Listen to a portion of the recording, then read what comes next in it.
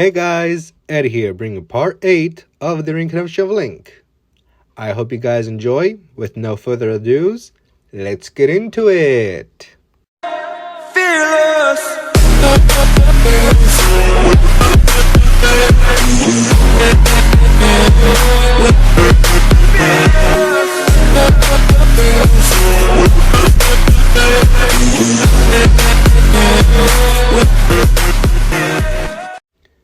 Where last left off, Izuku and Momo were brought to a private room with the faculty members of UA overseeing the auditorium.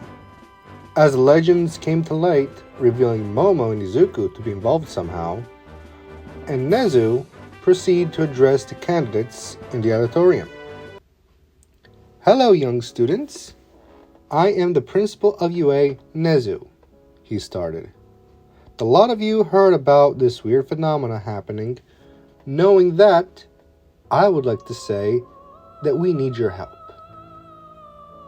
The students were mainly confused, not seeing the gravity of the situation they are currently facing, until a brave soul managed to speak up. Why would you need our help? The students questioned. Don't you heroes took care of that? Yes, and I'm afraid no, Niz replied. We may have dealt with it now, but I'm sorry to be the bearer of bad news, but I'm afraid that our victory is merely temporary. It could hold for years, or mere minutes. And the part that frightens me the most is that we're completely in the dark, with no answer. Isn't UA supposed to be a great school for heroes? The student questioned. I thought UA would have the solution to this problem by now. Normally, yes, that would be the case, Nezu said. But, like I mentioned, we have no information whatsoever, and I assume you have been given a form to fill out? I also want to know the reason for this form, the student said. It says here that we may or may not lose our lives. What sort of school is this? And then there's also this part that mentions to have a life insurance. Seriously? If you had read the form, you should know, Nezu said. Those are the requirements. You don't have to agree on them, but keep in mind that heroes risk their lives daily. And, in the past month, many people died by creatures of unknown origin. Therefore, I'd rather be prepared for the worst and not need it than being caught unprepared in a time of need. What is that supposed to mean? The student questioned. Would you shut the fuck up? Katsumi shouted, leaving Nezu speechless. You are just a fucking extra. If you are too much of a pussy, you can go home and cry to mommy. Otherwise, shut up and deal with it. Who the hell you think you are, talking to me like that? The student questioned. I'll be the future #1 hero, Katsumi spat back. The petty argument continued with its back and forth until Nezu had enough. If you aren't willing to risk your lives, I cannot force you to do it, Nezu said while addressing the students. Therefore, you should quit while you're ahead. Just like the heroes that were in it for the fame and glory. What is that supposed to mean? The student asked. Simple. I'm giving an ultimatum, Nezu said. If you're here for the fame and glory, you may leave, because most, if not every other hero school, are doing the same, realizing that our very lives are at stake. That said, you may now make your choice. A deafening silence overtook the auditorium, and soon, one by one, most if not all of the students left, proving Nezu to be right. And by the time there were no more movement, Nezu could make out about 40 students. I'm impressed, Nezu stated. Aren't you afraid of dying? You could simply avoid this hassle by leaving today. What made you decide to stay? They give their answers, and those varying by protecting, avenging loved ones, trying to bring back their sense of normality, proving that they are the best, and more. Nezu smiled. Well then, taking consideration your answer, Nezu said, speaking in a way to put anyone on edge, I must congratulate you and welcome you to your Hero Academia. Sir, but I have one question, a student said. Here it mentions UA's affiliation with Shuketsu and other hero schools. What is that about?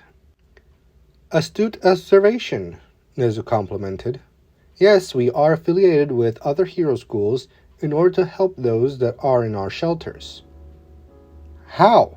The same student asked. By series of underground tunnels and technology, Nezu started. Here in UA, there are certain evacuation routes, which will split and send evacuees into groups to the other shelters and vice versa. I see, the student said. So in case of emergency, you can send the civilians out of harm's way by sending them to either locations. Interesting. If there are no more questions, Nezu trailed off, catching everyone's attention, you are free to leave and be here by tomorrow morning. But what about the exam?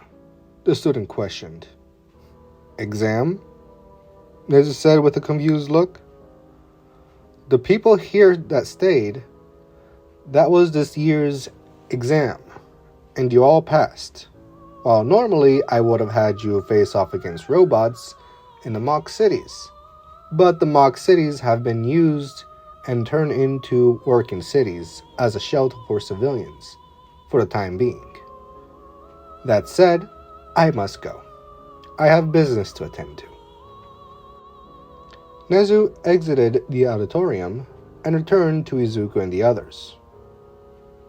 As y'all saw, from 600 students, we only have about 40 that stayed, Nezu stated. But you could have had people prove their worth, Vlad said. Maybe. Nezu started as he thought about it. But then again, if there was an emergency and the alarm went off, we wouldn't send the students to attack like headless chickens. We need them to be able to take care of the situation, and we need them to be ready. Ready for what? Mike said, entering the room. Did I miss something? Mike, the principal assumes that war is coming, Aizawa stated. And I, for one, have seen the signs with the public. What do you mean? Izuku said. What signs? We have the obvious one, that being panic, Aizawa started. Normally villains would try to stay clear from the authorities, but they are confessing to all their crimes in order to get into prison. And some try to go as far as to lie about their actions to try to get into Tartarus, knowing that staying off the streets would be safer. Other hero schools have reported that some villains said that they'd do anything in order to be safe, going as far as offering their own freedom in order to live. I have no words, Izuku said, feeling bad. I know that they're villains, but isn't that going too far? In a way, no, Aizawa said, sounding uninterested. They are trying to bargain, knowing that they are villains. There is no trust nor sympathy towards them, and they know it. So they can only try to offer something that limits their freedom in order to survive. But no matter what they try to do, it's pointless. You're right, Momo said as she placed her hand and stroking her imaginary beard. There is also to consider supplies, food, water, and if there is barely enough of the individual shelter, they can't feed the people coming in. So they would rather not have criminals there, or rather, you reap what you sow. Am I right? Yes, Aizawa managed to say, while being intimidated at her intelligence. You are correct, but luckily we managed to secure food and drinks, and we are sending them to other hero schools. How? Momo questioned. I'm sure by now grocery stores, supermarkets, and other stores that sell uncooked food or canned foods are already rated. Although that may be true, Nezu said as he explained, our friends in common helped us alongside Gang Orca to locate a fresh water source, which we did share with the other schools we are affiliated with, and with the help of the Power Loader and his students, our mock cities have water. But what about the food? Izuku questioned. Eventually it will end. No need to worry. We have farmers on our side, Nezu said to ease their worries, which will provide milk, eggs, and cheese, alongside some crops in exchange for manual labor and protection. We also have some brave souls that venture in order to hunt, and we have the best chefs, Lunch Rush, which takes care of the cafeteria, and his student Blaze Hollow, a 5-star chef that managed a luxurious restaurant over 7 years. OMG, really? Momo said with excitement. I know who you're talking about. I've been in the restaurant multiple times and no words can come close to describing his food, even though his people skills are much to be desired. What do you mean? Izuku questioned. He's friendly and sometimes charming, but Momo said, let's just say he has anger issues, especially if his cooking is insulted or disrespected in any way, shape, or form. He's the type of person to punch first and ask questions, never? Once he beat up someone with a menu, and I feel bad whoever looks at his girlfriend/boss the wrong way. Even she has a hard time keeping him on a leash when he's angry. What is that supposed to mean? Izuku questioned in horror. Is this guy even human? In any case, Nezu said, changing the topic, Mr. Midoriya, I would like you to bring your gear because I have someone that might help you in handling a sword and shield, and he'll be your private tutor. That would be great, Izuku said. To be honest, I was winging it. I know martial arts, but I had no experience with a sword prior. I guess you are a natural, Nezu said, praising Izuku. In any case, I'll have to look over the files of the students that remained. Why don't the two of you rest up for today and we can take care of things tomorrow? Izuku and Momo left before the teachers could start speaking. Nezu's phone rang. Hello? Nezu questioned. Sir, there's someone that needs to urgently speak with you, a voice said. In what regards? Nezu asked. The usual, the man said. Very well, I'll come and check it out, Nezu said, leaving the room and on his way to the shelter. Once there, he was met with Cementos. I received the call, Nezu said. Who are you dealing with? A thug, or rather a low-time criminal, Cementos said. His name is Jin, and you might find him a bit quirky. He's waiting in the quarantine room.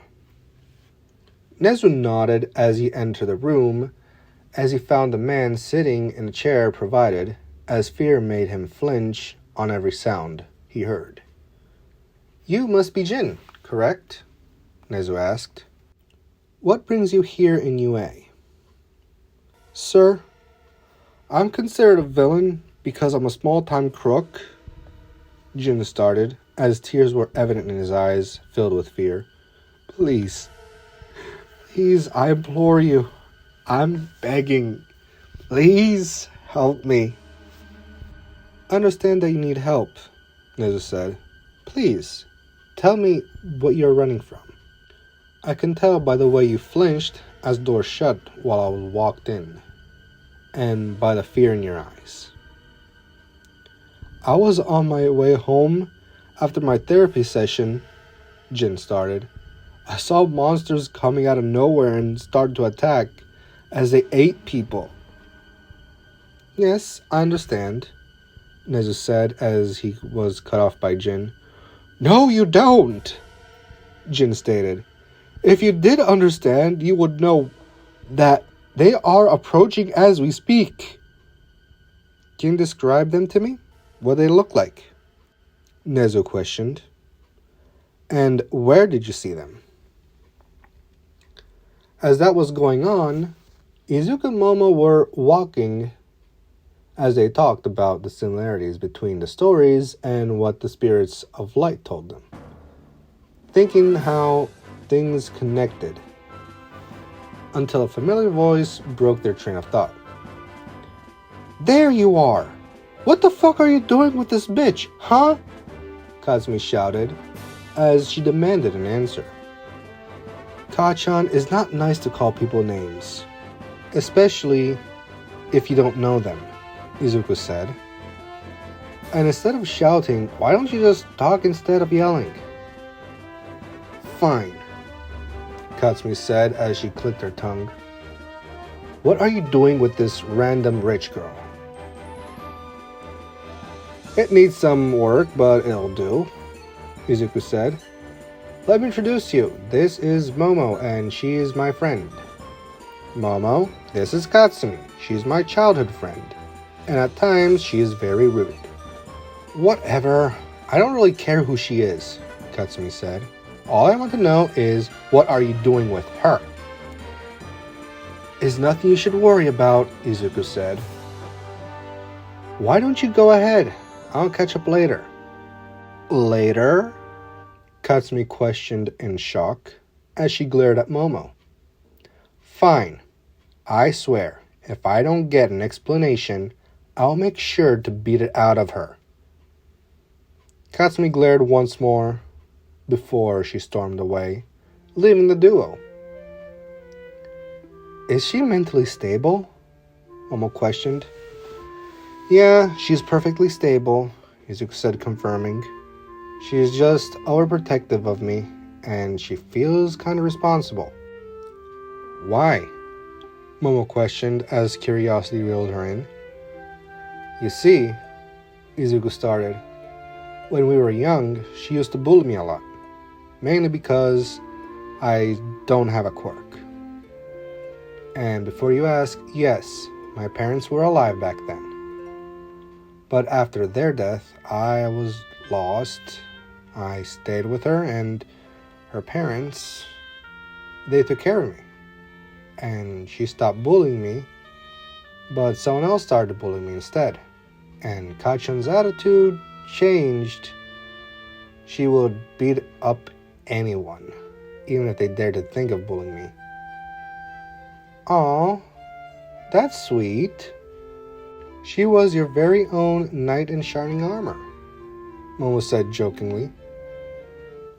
Why do you think she felt responsible? Because, Izuku trailed off. Because it was one of those days that she had fun bullying me, to the point of not going to school anymore. My parents thought it would be best to take a break at my grandpa's house on the countryside. So we took a train ride, but we were caught in a train wreck because of a villain, and that's when I lost my parents. I'm sorry to hear that. I understand why she will feel that way, Momo said, a bit concerned. She is guilt-tripping herself. She feels like she was the cause of your parents' death, while in reality it was a mere series of unfortunate events. Exactly, Izuku said, sighing. What about you? Did you ever have friends like that? I did have one friend, Momo started, but I don't know how to explain this without sounding weird. Weird? You're afraid of sounding weird? Izuku questioned. We've been animals. We dealt with giant earthworm. I have an imp in my shadow. We talked to spirits, rock people. I dealt with a talking skeleton in armor, a fire-breathing dragon inside an erupting volcano. No offense, but I think those would be considered weird. Fair enough, Momo said, realizing that her small adventure with Izuku could be considered weirder. When I was 4 or 5, I was ravaging in my attic for anything that could be considered entertaining, until I found a beautiful hand mirror, and even at the time I could tell that it was an antique, but I liked it so much, until I realized it was magical. A magical hand mirror, Izuku questioned with a skeptical look. And did you by chance say, mirror, mirror in my hand? Momo looked at Izuku as if she wanted to make something in her hand and hit him over the head with it. Okay, I'm sorry, Izuku quickly admitted. I know a bunch of fantasy stories that have a magical mirror. Whatever, Momo started as she continued. I didn't realize it was magical until I brought it up to my room. As I was looking into my reflection, I hear someone calling me pretty, and when I look around there was nobody, until I saw the reflection of the mirror that wasn't mine. That's kinda creepy, Izuku commented. Well, not really. It kind of felt like FaceTime, Momo stated. She told me that she was an actual princess. We talked for weeks, and I told her that I was going to become a hero when I grew up. And she told me that she needed an actual hero. So I rushed to my mother, and she flipped on me. And she rushed to my room, took the mirror, and broke it, as she told me that it was for my own good. But I kinda still wonder if we would ever meet. In other words, you hated her because she took your friend away? Izuku elaborated. It's actually understandable. I can't blame you. And I can see why you would label it as weird. But then again, if your mom didn't want you to find it, she would have put it somewhere safe and hard for you to reach. Right, safe, Momo said, acting suspicious. Somewhere where a 4-year-old child would have a hard time getting to. You knew something was in the attic, didn't you? Izuku said with an annoyed face. Yeah, Momo admitted. I used my quirk to make something to reach the attic. I made a friend like she wanted me to do, and she ruined my friendship. But what I do regret is that the day before she died, I told her that I hated her. I'm sorry to hear that, Izuku said, understanding and offering his handkerchief to wipe her swelling tears. Do you need a minute? No, I'm fine, Momo said as she blew her congested nose. Even though it still hurts sometimes, I'm fine. If you want, you can talk about it, if it makes you feel better, Izuku said with some concern. Look at the time, it's kind of getting late, Momo said, making an excuse. Maybe we can talk about this some other time. Before Izuku could say anything, she just made her way home, leaving Izuku alone pondering. Are the sob stories done? Midna says as she appeared out of Izuku's shadow. Yes, Izuku said. Where were you? Over there, Midna said. Izuku rolled his eyes, and that's when he too went home. As he recapped everything that he heard and trying to connect the dots. And that's when he realized how late it was. Then he drifted to sleep. The next morning came, but there was banging on his door. Before he could get to it, Katsumi barged in, breaking down the door. "The hell's going on?" Izuku questioned. "Why did you have to do that?" "No time, nerd," Katsumi said in a panic. "Hurry up, get dressed, get your shit together, now." "What's going on?" Izuku asked, almost demanding it. "Just put your weird-ass outfit and take your sword and shield and let's go," Katsumi said, as the urgency was more evident. "It's happening again." Izuku thought about it, and he realized that it could be happening again because he was still in his human form, not a wolf. But he returned to his room as he decided to put his gear on and see what was going on. As he grabbed his phone and saw about 30 missed calls, he looked out the window only to see the city on fire and creatures roaming the streets. "I guess the third shard of the fused shadow is coming to us," Midna stated as she picked from Izuku's shadow. "I guess you don't have to deal with me for much longer, right?" Izuku ignored Midna's statement and got ready. As he geared up, making sure to put on the golden gauntlets, he told Katsumi to make their way to UA, where he met up with Momo and the other heroes. But their way was blocked, and the entire army of creatures popped out of nowhere. And Izuku grabbed Katsumi by the arm and rushed to the opposite side, getting further away from UA. "The hell are you doing?" Katsumi spat. "UA is that way, idiot." "Kachan, where are your parents?" Izuku said with urgency. "Did they make their way to UA?" "Yes, they did. I came back for you," Katsumi confessed. "I'm surprised on how you can sleep through anything." "I mean, I did manage to sleep with you back in the day," Izuku said. "What is that supposed to mean?" Katsumi said, embarrassed. "You yell in your sleep," Izuku said. "But that's not important at the moment. You can probably make your way to UA if you go from the sky." "And leave you behind?" Katsumi said, concerned. "Are you insane? I'm not leaving you here. We either go together or we both stay. Pick your poison." "Fine. These creatures are different than the other ones. These look like goblins, green and purple goblins," Izuku noted. "So it's safe to assume that these won't multiply by grabbing people?" "In other words, we can beat their ass," Katsumi said. "What about UA? How are we going to get there?" "There is a different way to get to UA, but it's a very long way. It'll take about 6 hours or so," Izuku said as he looked directly into Katsumi's eyes. "Are you in?" "How can you be sure about that?" Katsumi said in confusion. Izuku gave her the look which implied it's a long story, which made her roll her eyes, but eventually Katsumi followed Izuku's lead.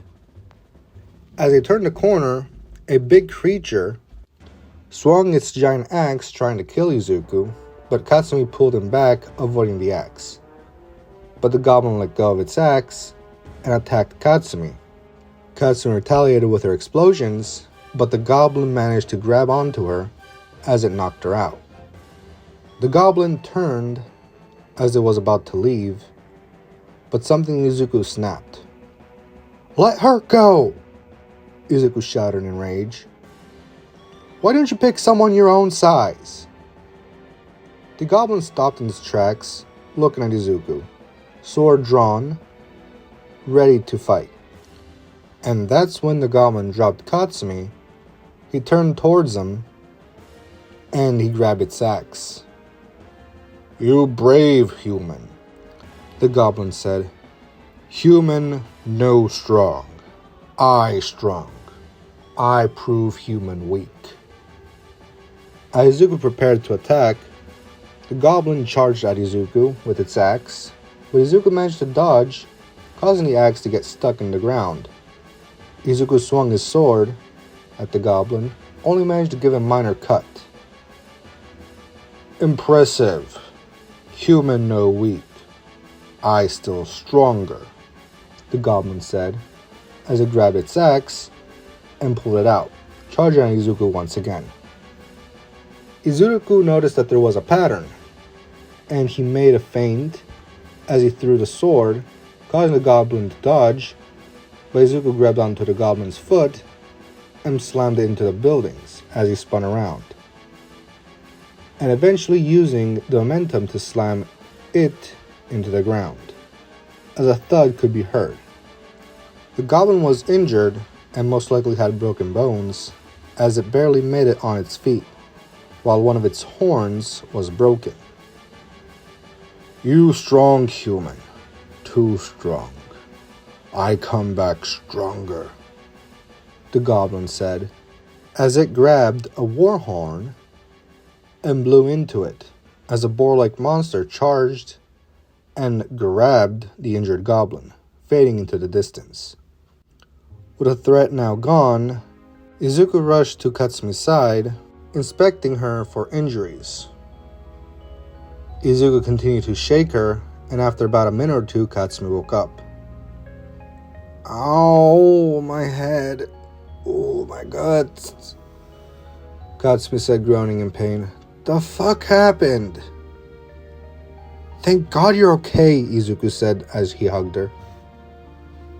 I'm fine for the most part, at least, Katsumi said, enjoying his embrace. Where'd that thing go? I drove it away, Izuku said. That aside, can you still move? We got a long way to go. Help me up, Katsumi said. Probably need a bit. If I lean on you for support, I'll be fine. Izuku let Katsumi use him for support as they moved on to a slower pace. And what seemed to be an hour, the duo made their way into the forest, near Linero's spring. But a sudden tremor made the ground shake, and they turned to see what caused the tremor. The two saw a centaur-looking thing, surrounded by a blackish fog, and its glowing red eyes focused on them, as its hands went behind its back, retrieving a massive sword and shield. A massive roar made a gust of air pressure, sending the two almost flying, as the creature attacked with his sword, causing Izuku to push Katsumi to the ground, dodging the attack.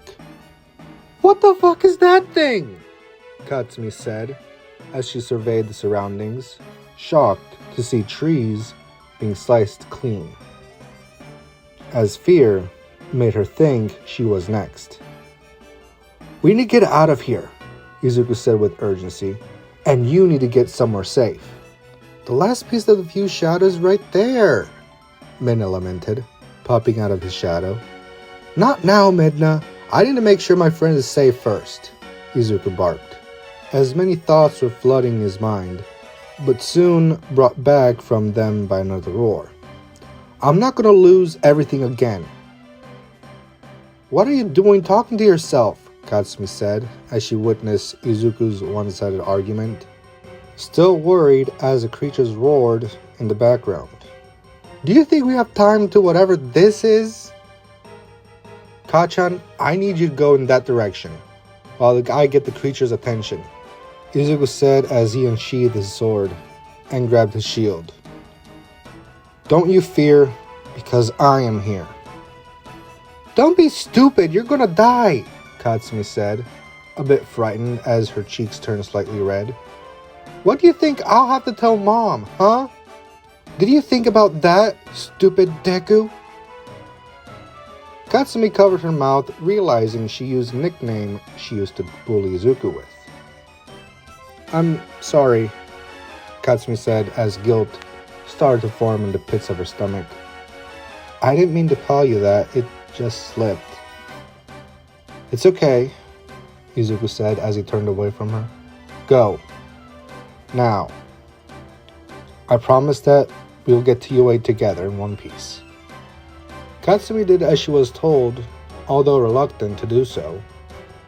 But, as she got a very good distance away, she turned to see how Izuku was doing. I need to find a way to help him. I'm supposed to be the next #1 hero, damn it.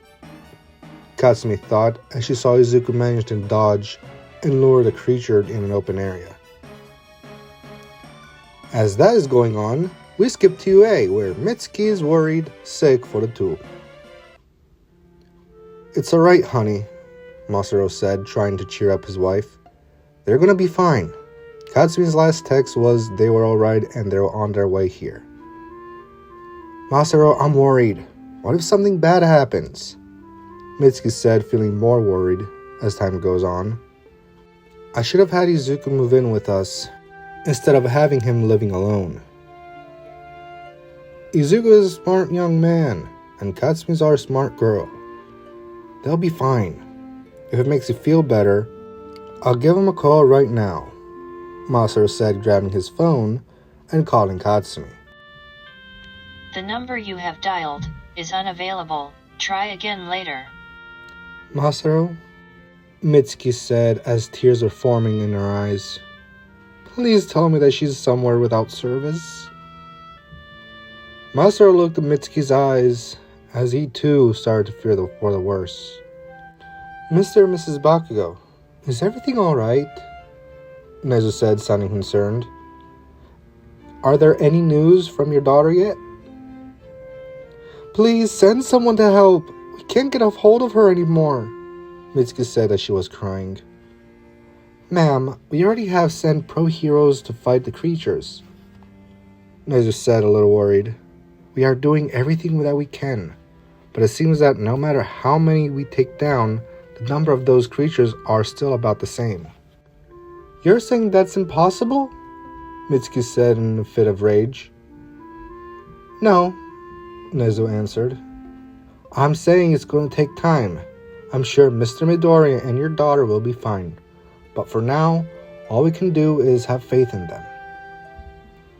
Principal Nezu, any news about Izuku? Momo said as she looked exhausted. I tried calling him on his phone, but his answering machine said unavailable. I'm afraid not, Miss Yaoyorozu, Nezu said. Knowing what he is capable of, I don't doubt that he and Miss Bakugo will make it safely. Why don't you rest a bit? You have been using your quirk non-stop and making supplies for everyone. I think I will, Momo said. Recovery Girl and I finally managed to patch up all the injured and the children. That's good to hear, Nezu said.